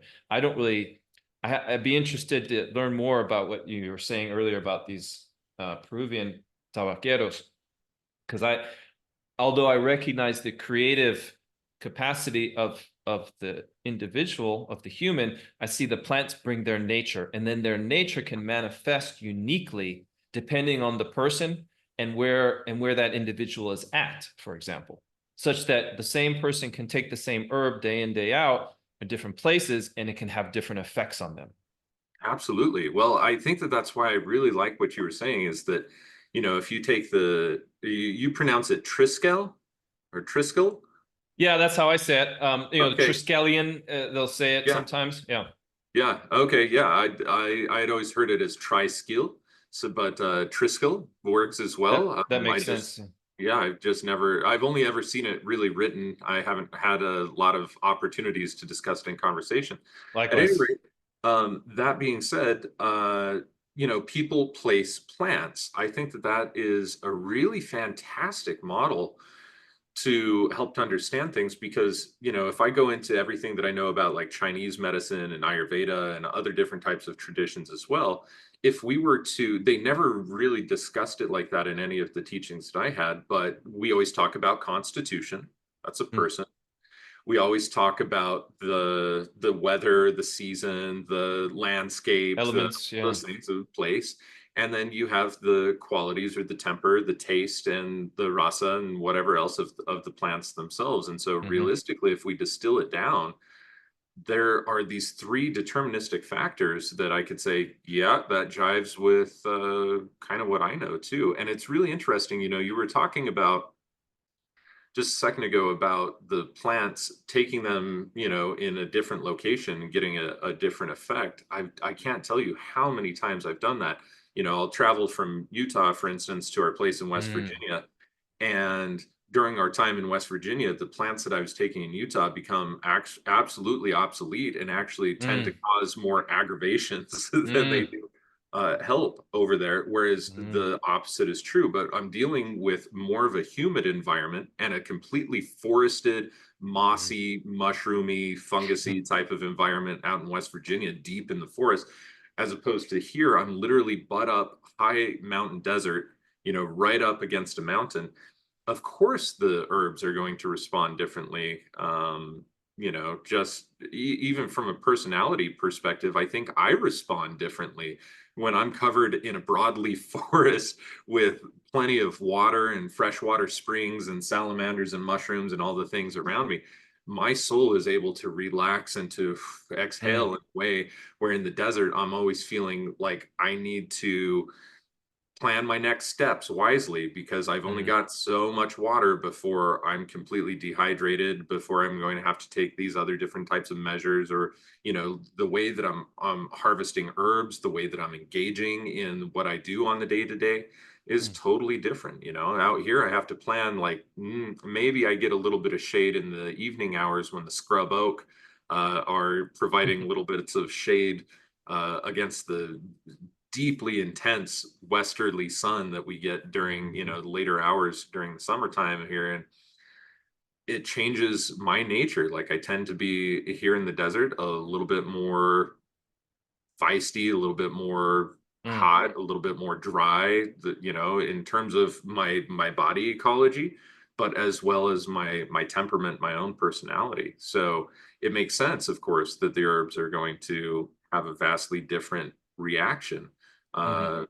based on my own internal temperament and how I'm responding to the location as well. And the same could be said for them. If they feel more at home in a forested environment, then they may have a little bit more to say or a little bit more kick inside of them, as opposed to, otherwise like, begrudgingly, I'm in this dry place, get me out of here, or whatever the case is with desert feeling. So yeah, very, very fascinating, John. I really like that. Yeah, what you just posed there for yourself and your own story about it is my concept of vitalist herbalism. And so there isn't just like a rote. I see the popularization of herbal energetics over the past decade or so. Sure. And it's great, people learning that there is a cold herb, there is a dry herb. It's not just a febrifuge or another febrifuge or whatever. But, Right. there's some depth of understanding. But it looks at it in somewhat of a two-dimensional or isolated perspective when it doesn't consider as much who the individual is and or the place that they're in. And that also that individual, when I say who that individual it is, that it is also dynamic. That's as of course can be seen by what you just illustrated, the different places that you're in, but then also the layers of the individual, which is also spoken to, and of course, in Chinese medicine and Ayurvedic. So you'll have a surface tension with laxity beneath it. Yeah. So just spending time with the herbs, taking time to observe closely and developing a rapport with yourself and an encyclopedia of experiences with herbs, while gradually developing the faculty of discernment, is what has enabled me to conceptualize this. And then that's what I offer and been doing with my students in the field study of becoming a bioregional herbalist, or now trying to bring these exercises, in a sense, to people as a concept of vitalist herbalism, so that they can perceive this for themselves, not just something I tell them, but they perceive it and learn it and know it, perhaps in a way that can articulate something new to me. I'm, in a sense, kind of selfishly wanting more people to do this, because then I can, expand the cohort and I can learn more. Because Totally. I can only learn, like Ocotillo is only going to unveil so much of itself with me. That's the way I see it. Or vice versa, for that matter. But somebody else can take it, and now I see, oh, wow, that's amazing. I never even saw that or felt that or witnessed that with Ocotillo myself, because, it's just not what I carry, whether it's a female or just somebody with a different makeup, a different imprint on themselves. Yeah, that's really fascinating. It's like, well, it's just like people that we know, right? Sometimes, like some of our best friends, they may have seen some of our hardest times or whatever else. General other folks may not see those aspects. They don't know what the composition is or how to. My point being is that different people tend to elicit different strengths or different types of our personality or different characters out of us. And it's really great to be able to see people even in new environments where there's more than just so that you can see all these different facets of a personality really open up and come out in their fullness. And so you say somewhat selfishly, and I'm just thinking like, yeah, and also kind of in the pursuit of what else is there here? What else exists inside of these plants that I've spent so much time with? I know what our dynamic is, and occasionally I'm surprised and I get to see this new facet kind of pop up, but it's so much more fun when we get to share about the different facets of these herbs and how they can speak to us and what the uses are. I'm always blown away every time that I pick up books of folks that have, very similar herbs, but in a different geography or maybe a different social condition. And I'm reading, their monographs on them or whatever, just sharing information with herbalists. And it's like, wow, I never would have thought to use that or that way. So I think it's a beautiful thing to do this cohort. Speaking of which, this is one of the things that you have going on right now. In fact, the 2024-2025 Vitalist Herbalism cohort is one of, if not the main kind of like project that you have going on educationally right now. Can you tell us a little bit more about why you created this and what you're looking to do with it? Yeah, I've seen the writing on the wall for years to move towards some version of online training, and really drag my feet with that, and been reluctant to, primarily because my like all that I've said, about how the landscape and my relationship with plants is built my approach, and I wanted to share that with people. But I see how increasingly difficult, despite the growing interest in this type of knowledge, how difficult it is to get people together on a regular basis, and I regularly draw people in from different states. And so I thought, let's bring this, let me switch this around and bring it to the people, still integrate some live aspect, and kind of guide them through the process of what I've been doing individually. In fact, I can become more precise with this approach than the more generalist approach I've done as my apprenticeship, with my apprenticeship that I've been doing for years. And so this cohort brings people through a series of plants throughout all the seasons, with exercises that I provide monthly, with a plant or two each month that each person will work with on their own through the guidance that I provide. And then we'll come back monthly with 4-hour live sessions to discuss and explore the experiences.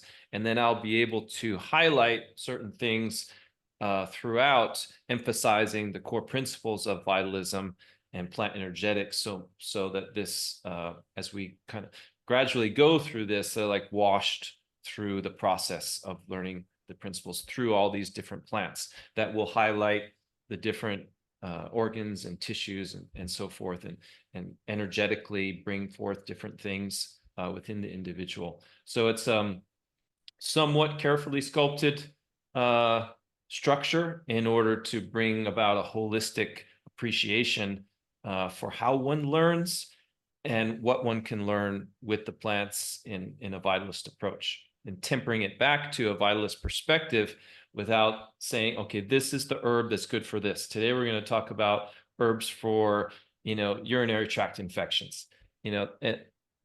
I'm doing it reverse, in the sense that we're going to learn about our bodies from the herbs, and then we're going to let the herbs tell us about how they heal and what they heal, which may come forth as a good for this, or it may be more of a feeling that how it resonates with organs and tissues in a particular way, qualitatively, such that now we can state what it's good for.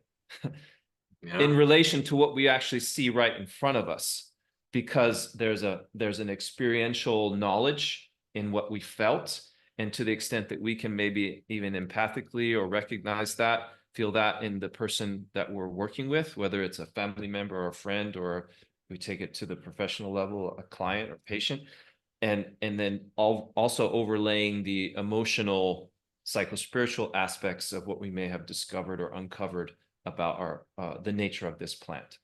So it becomes multidimensional in that way as well, because then how do you differentiate a bladder herb from one to the next? Or maybe there's some other herb that comes in for you that's not even a so-called bladder herb. Sure. But it has maybe an affinity for the pelvis, and this person's dealing with something emotionally that I know this plant can help. And now I'm no longer treating a so-called bacterial infection. Yeah, exactly. But I'm addressing where this person's at from an experiential level of knowledge that may or may not have anything to do with biochemical theory.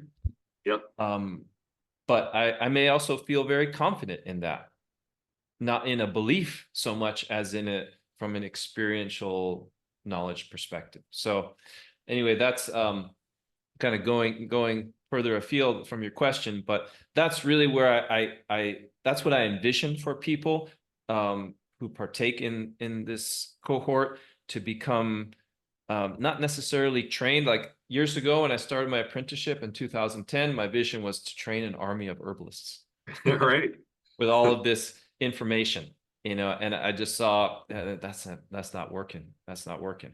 And so it's taken me many years to kind of release what was within me and to trust in that. And then to also develop through experience more of the confidence in that, because it does stand in contrast to so much of what's out there. Totally. I'm not adhering to much of the conventional model, which unfortunately I think a lot of herbalism has built its reputation on and its validation on over the past, this resurgence of, my entire lifetime. The so-called allopathic model, don't necessarily like to use that term very much, but the biochemical model of why herbs are good, and why Ayurveda and Chinese medicine, isn't valid because it doesn't have controlled studies and blah, blah, blah, blah, blah.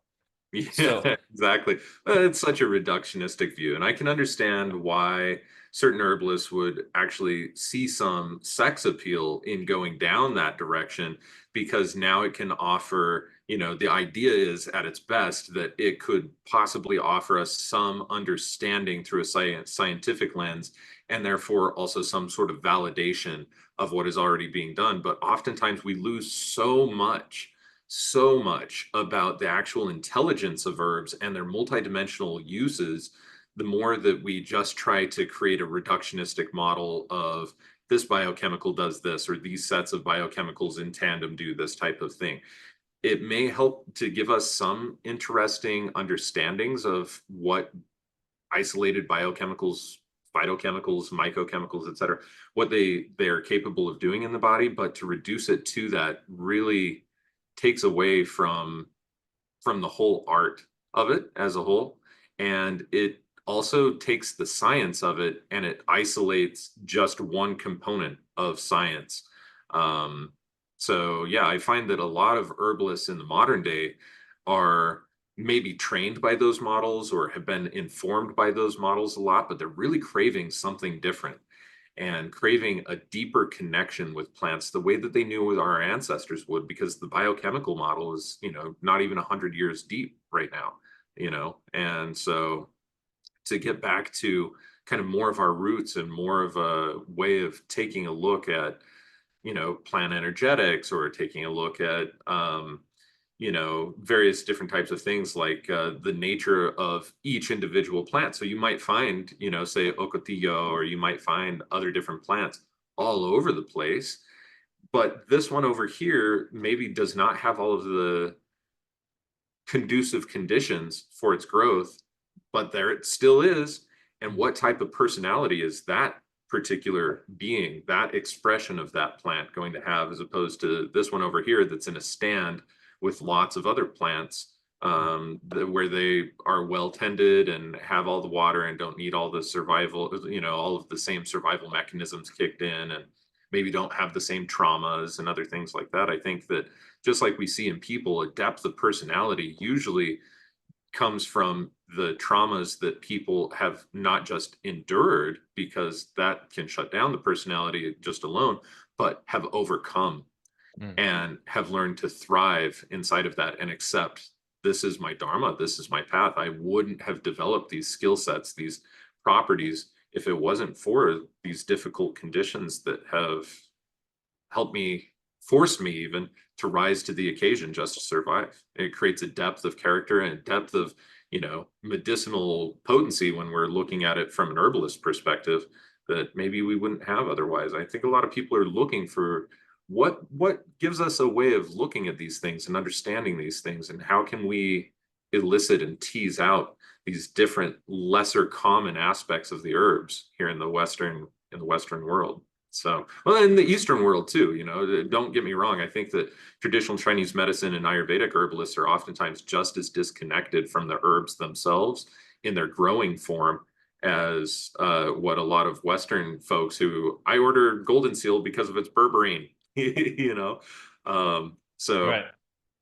So yeah, that's very fascinating. As if that, like, to bridge briefly off your last statement, as if that is the hierarchical pinnacle, right. as if, because that's what we know well. Whereas my perspective as a vitalist is that in actual fact, that's what's inherently limited. although you can get somewhere with it, true, and we have, but there's an inherent limitation to that. And then once you move more into the feeling state and relationship and the heart-centered awareness and the heart-mind consciousness, now the potential becomes unlimited. Yeah. And that's what I, going back to my story, was originally afraid of. That was invited to me. I was invited into that in the most potent way when I saw the usnia dancing on the pine tree, and it was fluid and dynamic and powerful and sexy and very disturbing. Very disturbing for how destabilizing it was from what I thought my reality was. So Yeah. that's the crossover, having the courage to move into that, accepting what we're feeling and having the courage to face that, if it's fear, and embracing that for ourselves, because only we can. And then the plants will meet us there, Yeah. wherever that is. And in that way, now we begin to tap into that unlimited potential. Absolutely beautiful. So I know that you specialize in Southwest plants, and I'm assuming that the vast majority of this course that you're doing, this cohort course, also is working with the plants that you're quite familiar with within the context of the American Southwest. Is that true? Yeah, I not exclusively, but primarily, as you said, and I have included a few herbs of commerce that I am well familiar with, because I want to be able to speak primarily with the herbs that I'm most familiar with, and that way I can provide the most insight and opportunities for depth of perception for my students.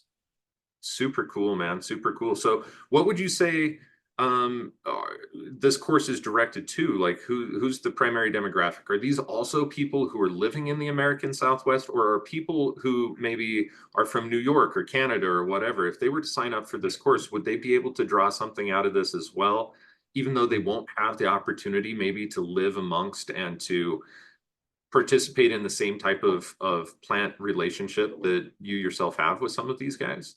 Most certainly.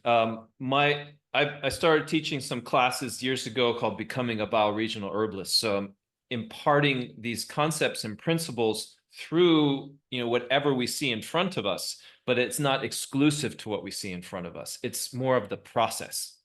And in that process, we'll of course gain specific information about what we're working with, but then you can take that, pick it up, and move it somewhere else. So it's really also teaching people how to learn and to open up their capacity to learn for themselves through the landscape, how to relate with the landscape, and utilize those herbs for self-reflection, self-diagnosis, and healing by way of learning about the plant. So it's a reciprocal process where you're learning about yourself and learning about the plants and being uplifted or healed simultaneously. So that, yes, anyone who's really, what I started to do years ago is move away from trying to train an herbalist, because what I saw from people from any walk, even if they were on a path maybe to become a healer or acupuncturist, whatever, because I work with people from all over,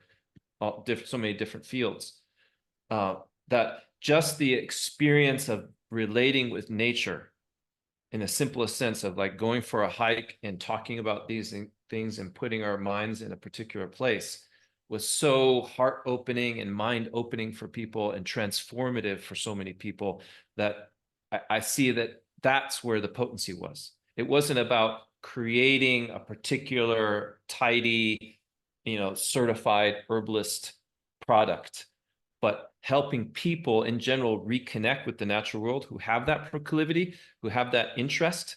And can they continue to use this for themselves? Yes. Can they continue to build on that and share it with more people? Yes. I don't claim that anything I've ever offered, even 1,000 hours of training to my original students, that would be the be all end all, but that, Right. that's the foundation by which you continue to do the work. And so I know it's not a very good definition of your customer as people recommend, but it's really for anyone who is seeking self-healing and is interested in exploring that with plants.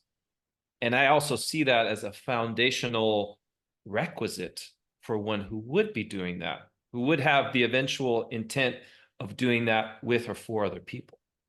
Because if you haven't really done that work for yourself, like how can you really even begin to do that? And not to say that it's ever finished, but if you haven't embarked on that path, you haven't yet opened up that opportunity to work with the people who are out there ready to work with you. Yeah, too true. Wow. So yeah, so lots of possibilities for whomever would be interested in exploring that path of vitalism with the herbs. Absolutely fantastic. Well, it sounds to me like that opens it up to a lot of folks. Oftentimes when people hear like, oh, there's an Appalachian herbalist, or there's a Southwest herbalist, or there's a Pacific Northwest herbalist, sometimes the approach is somewhat limited to that particular geography, because those are the plants and they're just going to teach you the plants, not the idea, not the philosophy, not how to translate that to other different areas that a person might be at. So it's really good to hear that the bioregional approach is not a specific bioregion, it's how to understand and how to be able to read a bioregion by its plants, and also how to be able to utilize those plants in any bioregion by learning the skills that you offer to come to know and engage in relationship with them and engage in healing. So yeah, relationship, you said it. Yep. So super cool. Well, John, we're definitely at the end of our 2 hours here. I want to go ahead and I feel like I could talk to you for a very long time about all sorts of different types of topics. Today, I feel like we got a lot of the background and me just kind of getting to know your approach and other things like that. Same with our listeners here. But there's a lot of fun places that I think that we could take conversations in the future, especially the overlap and the interest that we have in the Irish tradition, and how maybe that has informed a lot of our own slant and a lot of our own understanding towards bioregions just in general, or an animist perspective of things, or other different types of things like this. But in the meantime, what I'd like for you to do is tell folks where they can find you, how they can get a hold of you, how can they register for your course, stuff like that. Yeah, if you go to my website, johnjslattery.com, I do have a fair amount of information about the current Vitalist Herbalism course. It's a cohort, 12-month cohort.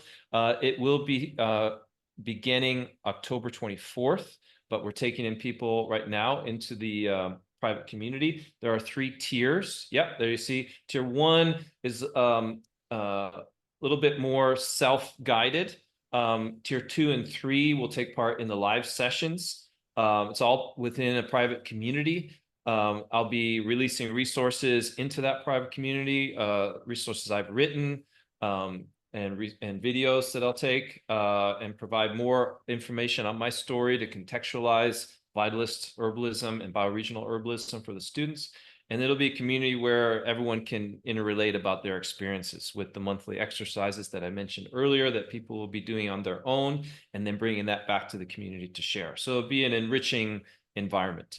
And that private community will be a place where I'll be building further courses and more opportunities for learning and study within that community. So getting in on this ground floor, this cohort, will set you up to access a lot more of what will be forthcoming, not just from Vitalist herbalism, bioregional herbalism, but also foraging, because that's been another passion of mine, is the local wild edible plants, which I do have a forthcoming field course, Introduction to Foraging in the Sonoran Desert, which will be opening up for registration soon. I can give you it's not available on the website, but I could give it to you, Phoenix, for people who want to get on that wait list.